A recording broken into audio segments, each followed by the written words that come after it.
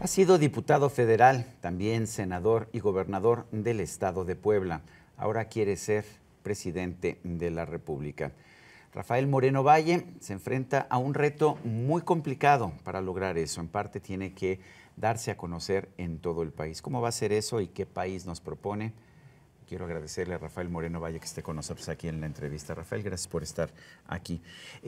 No es fácil, habiendo sido gobernador de un estado, aunque sea un estado importante como el de Puebla, empezar a tener proyección nacional. Vemos que eso lo logran políticos que han estado en otros cargos o que han sido muy controvertidos.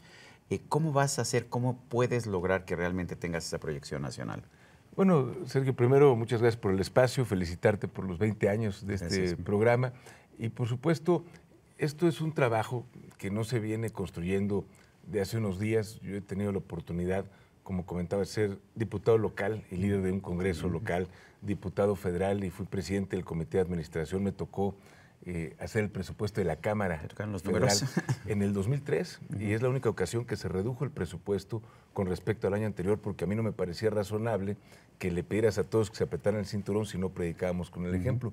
Fui el primer panista en ganar de mayoría el Senado de la República en el estado de Puebla, y no lo hice al amparo de un ola azul como fue en el 2000 Vicente Fox, porque en el 2000 Puebla ganó Fox, pero el PAN perdió el Senado y solamente ganó 6 distritos. A mí me tocó enfrentar una ola amarilla en el 2006, en donde todos los estados alrededor de Puebla los ganó Andrés Manuel. Estamos hablando del Distrito Federal, Tlaxcala, Guerrero, Morelos, Hidalgo, Veracruz, el Estado de México, todos los ganó Andrés Manuel, pero en Puebla ganamos.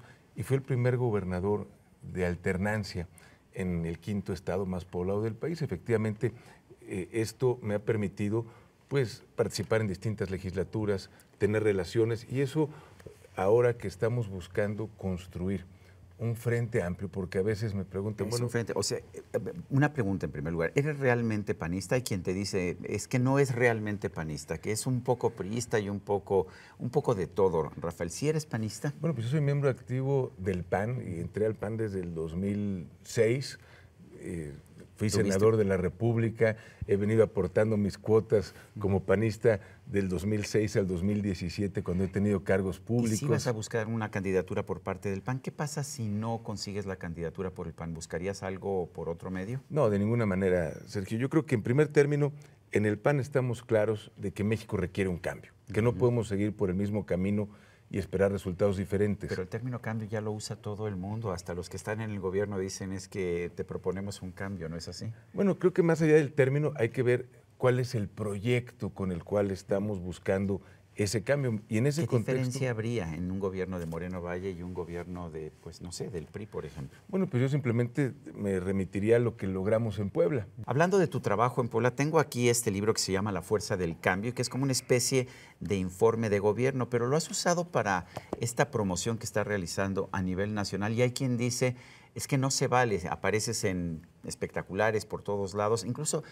Morena te ha presentado una denuncia por estarte promoviendo para ser candidato a la presidencia de la República. Pues mira, Sergio, me parece incongruente que Morena, cuyo candidato, porque realmente más que ser un partido político parece un comité de campaña de Andrés Manuel, que aparece en todos los spots, que está en todos los eventos, que aparece en todos los espectaculares, en todos los estados del país, ya sea con una campaña de afiliación o con las campañas de sus candidatos. Realmente pareciera que él es el candidato a todo, a presidente municipal, a diputado local, a gobernador. Ahora, no es Nos injusto, llama la atención. No pero es además, injusto que, Sergio, que te cuestionen, que estés en promocionales de este tipo, que estés en espectaculares, y en cambio Andrés Manuel sí puede estar en televisión, en radio, en donde él quiera. Ese es el punto precisamente que estoy tratando de hacer, pero además el Tribunal Electoral ya determinó que no hay promoción. Entonces, pues ya presentaron su denuncia, ya recibieron una respuesta y no hay otra instancia a la cual acudir. A mí me parece que el espíritu de la ley que yo aprobé como senador de la República, que era la reforma política, en donde se quería limitar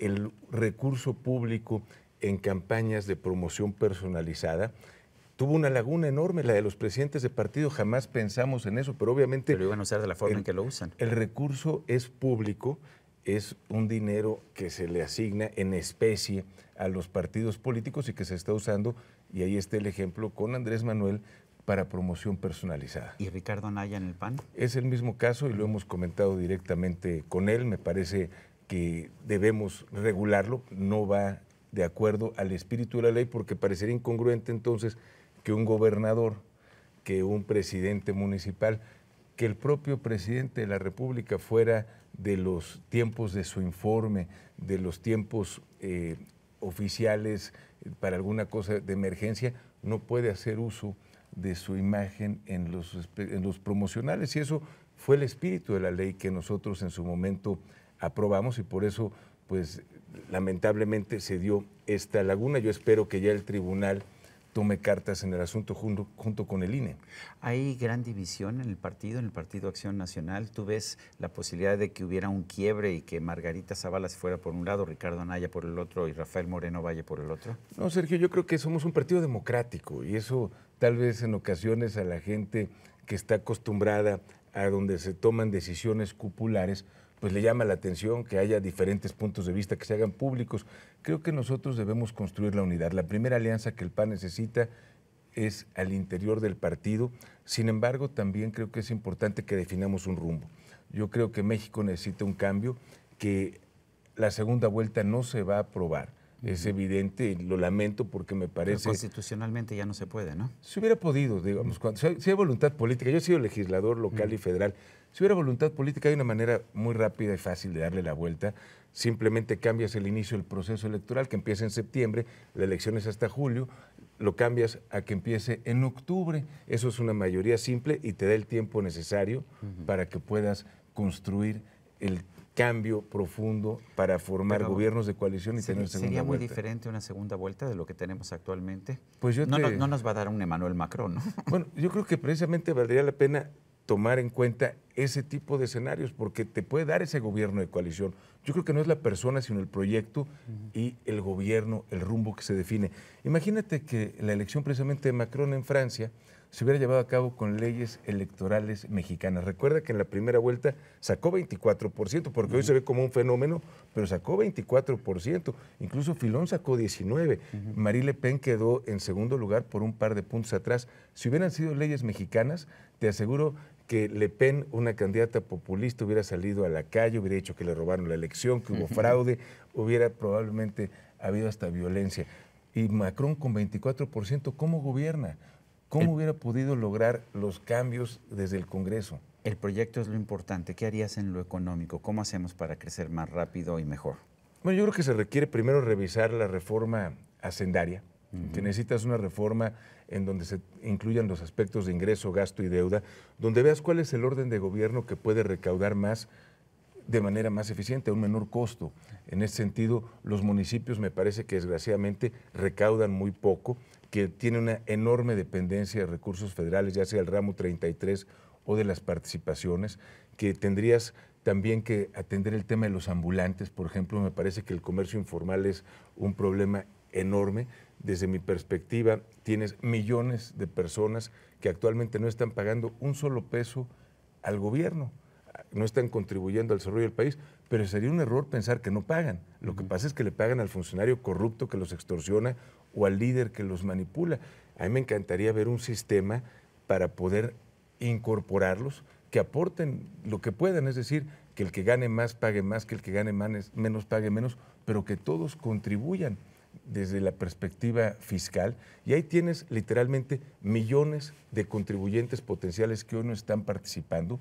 Y tienes que hacerlo con reglas muy sencillas. Si tú les dices que necesitas una factura electrónica, pues obviamente olvídate de que paguen. Y más con las reglas de las facturas electrónicas que tenemos ahora y que cambian a cada rato, ¿no? Ese es otro punto. Creo que necesitamos una profunda simplificación administrativa.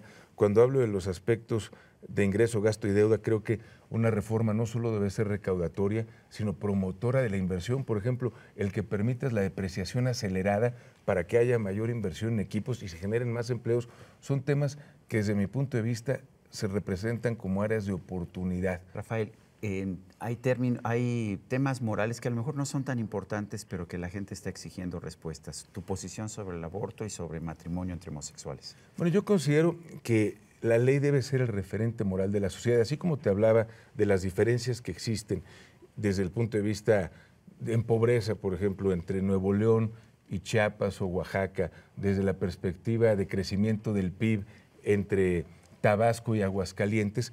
Lo mismo es la moralidad y me parece que debiéramos dejar esas decisiones a los congresos locales, porque yo no considero que la Corte deba legislar e imponer criterios a nivel nacional. Me parecería un error que se haga una iniciativa en cualquiera de estos temas a nivel nacional. Me parece que se tienen que dar esas facultades a los congresos locales. Relaciones exteriores, ¿qué haríamos con Venezuela? ¿Intervenimos, asumimos una posición activa en la OEA y en otras organizaciones o dejamos que ellos tomen sus decisiones, aunque sea con violaciones a los derechos humanos? Bueno, yo creo que debemos participar de manera activa, pero sería, digamos, un señalamiento fuerte de parte del gobierno de la República.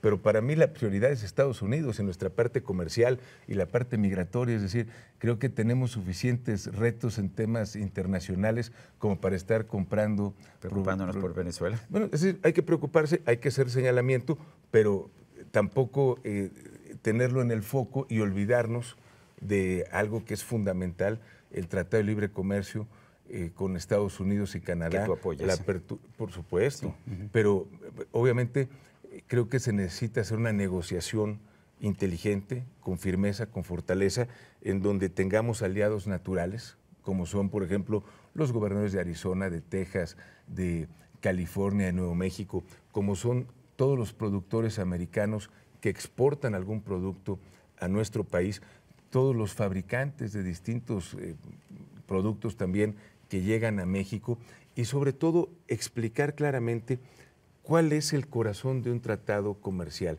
y son las sinergias que se generan entre las economías de dos países. Cualquier producto manufacturero hecho en Estados Unidos, te aseguro que tiene un porcentaje importante de componentes mexicanos, de tal suerte que si tú elevaras el arancel o cobraras un impuesto significativo a los productos hechos en México que van a los Estados Unidos, pues vas a impactar a esas empresas americanas que exportan una parte de su producción y los vas a sacar del mercado, o vas a afectar al consumidor norteamericano que esté comprando ese producto a un precio más alto. Rafael Moreno Valle, gracias por esta conversación. Gracias, Sergio. Y a usted, amigo televidente, que hace posible este programa, se lo agradezco también. Esto es todo por hoy, pero no se le olvide. Nos vemos la próxima.